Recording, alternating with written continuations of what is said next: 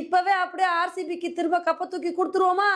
இப்படி வந்து சொல்ற மாரி தான் இன்னைக்கு மேட்ச்ல குஜராத்தோட பேட்டிங் வந்து ஆயிப்போச்சுங்க. இன்னைக்கு குஜராத்துக்கும், ஆர்சிபிக்கும் நடக்கிற ஃபைனல் மேட்ச்ல ஆர்சிபி டாஸ வின் பண்ணி ஃபர்ஸ்ட் பவுலிங் வந்து சூஸ் பண்ணாங்க. இத பார்த்தோனே நம்ம என்ன எதிர்பார்த்தோம் அப்டின்னா, குஜராத் பேட்டிங்ல பட்டைய கலப்பாங்க. சாய் சுதர்ஷன் கையில பேட்ட ஒழுங்கா வச்சு விளையாண்டாலே போதும்.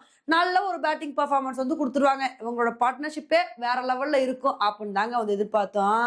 ஆனா இன்னைக்கு மேட்ச்ல நடந்ததே வேற. இவங்க 2 பேரும் அதிரடி காட்டுவாங்கன்னு பார்த்தா, ஆர்சிபி இன்னைக்கு பவுலிங்ல வந்து அதிரடி காட்டிட்டாங்க. அதுலயும் ஹசல்வுட் நான் ஃபர்ஸ்ட் ஓவர்லயே விக்கெட் எடுப்பேன்னு சொல்லிட்டு மனுஷன் வந்து பாத்தீங்கன்னா சுப்மன் கில்லோட விக்கெட் வந்து எடுத்தாருங்க. சரி இவர் தான் அவுட் ஆனாரு, அடுத்து சாய் சுதர்சனாவது நின்னு நல்ல ஒரு இன்னிங்ஸை கொடுப்பாருன்னு பார்த்தா அவரும் அடுத்த ஓவர்ல புவனேஸ்வர் குமாரோட பால்ல வந்து அவுட் ஆயிட்டாருங்க. அதுக்கப்புறம் வந்து பாத்தீங்கன்னா சிந்து, ஜோஸ் பட்லர் இவங்க 2 பேரும் ஓரளவுக்கு ஒரு குட்டி பார்ட்னர்ஷிப் வந்து போட்டாங்க. பவர் பிளே வரைக்கும் நாங்க விக்கெட்டை விட்டு கொடுக்காம விளையாடுவோம்னு சொல்லிட்டு ஏதோ ஓரளவுக்கு டீசெண்டா வந்து விளையாண்டாங்க. சரி பவர் பிளேக்கு அப்புறமும் இவங்களோட இன்னிங்ஸ் அப்படியே கண்டினியூ ஆகும், கொஞ்சம் அதிரடி காட்டுவாங்கன்னு நினைக்கும் போது அப்பதான் ரசிக் சலாம் வந்து நான் வந்து சிந்துவோட விக்கெட் எடுப்பேன்னு சொல்லிட்டு அவரோட பங்குக்கு அவரும் விக்கெட் வந்து எடுத்தாரு.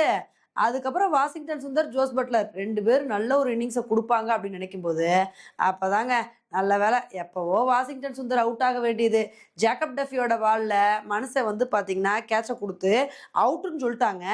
ஆனா அப்புறம் தான் வந்து செக் பண்ணி பார்க்கும்போது பால் வந்து புல்ல பட்டிருக்கு, அதனால இது அவுட் இல்ல நாட் அவுட்னு சொல்லி டிசிஷனை சேஞ்ச் பண்ணி நாட் அவுட் கொடுத்தாங்க.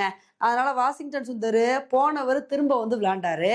சரி அப்படியே பட்லர், வாஷிங்டன் சுந்தர் இவங்களோட பார்ட்னர்ஷிப் கண்டினியூ ஆகும்னு நினைக்கும் போது அப்பதான் குணால் பாண்டியா வந்து நான் வந்து பட்லரோட விக்கெட்டை எடுப்பேன் அப்படின்னு சொல்லிட்டு குணால் பாண்டியாவோட பால்ல பட்லர் வந்து பாத்தீங்கன்னா ஸ்டெம்புட் ஆயிட்டாருங்க.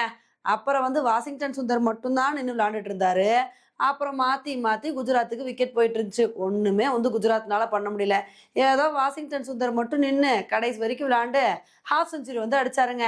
இதனால வந்து பாத்தீங்கன்னா 20 ஓவர் முடிவுல குஜராத்னால வெறும் 155 ரன் மட்டும் தான் வந்து எடுக்க முடிஞ்சுச்சு.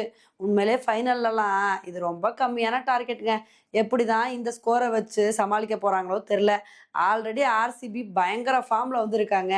இப்ப ஆர்சிபி உள்ள நிலைமையில இதெல்லாம் எங்களுக்கு சப்பமாட்டம் சால்ட் வாட்டர்ன்னு சொல்லிட்டு அசால்ட்டா சேஸ் பண்ணிட்டு போயிட்டே இருப்பாங்க.